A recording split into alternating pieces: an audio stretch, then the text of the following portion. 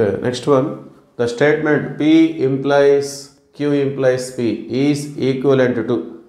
So ఈ statement అనేది క్రింద ఉన్నటువంటి ఆప్షన్స్లో ఏ ఆప్షన్తో ఈక్వలెంట్గా ఉంటుంది అని చెప్పేసి అడుగుతున్నారు వాళ్ళు. సో దీన్ని మనం ట్రూత్ టేబుల్స్ ద్వారా లేదంటే వితౌట్ ట్రూత్ టేబుల్స్ సో ఎలాగైనా చేయొచ్చు. సో ఇప్పుడు మనం ట్రూత్ టేబుల్స్ లేకుండా దీన్ని ఎలా సింపుల్గా క్యాలిక్యులేట్ చేయొచ్చు మనం చూద్దాం. సో ఇక్కడ మనకి ఉపయోగపడే ఫార్ములా, ఈ ఫార్ములాని మనం యూజ్ చేసుకోవచ్చు. P implies K అనే దాన్ని it is equivalent to negation P or K. So ఇది ఒక ఫార్ములాగా మనం ట్రీట్ చేసుకోవాలి. సో ఈ రెండింటి యొక్క ట్రూత్ టేబుల్స్ సేమ్ ఉంటాయి కాబట్టి సో దీన్ని మనం ఈ విధంగా ఎక్స్ప్రెస్ చేయొచ్చు. సో దీన్ని మనం ఇక్కడ ఫార్ములాగా ఉపయోగించుకుంటాం. So this is formula. ఇలా ఉంటే ఇలా రాయొచ్చు. P implies Kగా ఉంటే negation P or K. Okay, so ఇక్కడ కూడా ఇది P implies దీన్ని K అనుకుందాం.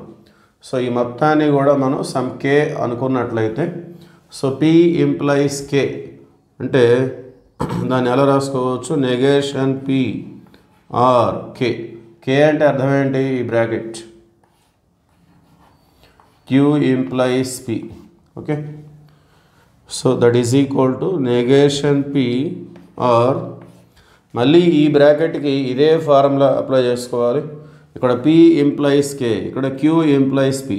P ప్లేస్లో Q ఉంది, K ప్లేస్లో P ఉంది. సో ఇదే ఫార్ములాని మళ్ళీ ఈ బ్రాకెట్కి అప్లై చేసుకోవాలి. సో ఫార్ములా ఎలా ఉంది, P implies K అంటే negation P or K. So దీనికి నెగేషన్ వస్తుంది. ఇక్కడ Pకి నెగేషన్ వచ్చింది అంటే Qకి నెగేషన్ వస్తుంది. సో ఇంప్లైస్ అనేది ఆర్ అయింది, కేగానే వచ్చింది అంటే పీగానే వస్తుంది. Okay, so Q implies P అనేదాన్ని మనం ఇలా రాయొచ్చు. దానికి సంబంధించిన ఫార్ములా ఇది. Okay, and this is equal to negation P or negation Q or P లేదంటే PRQ.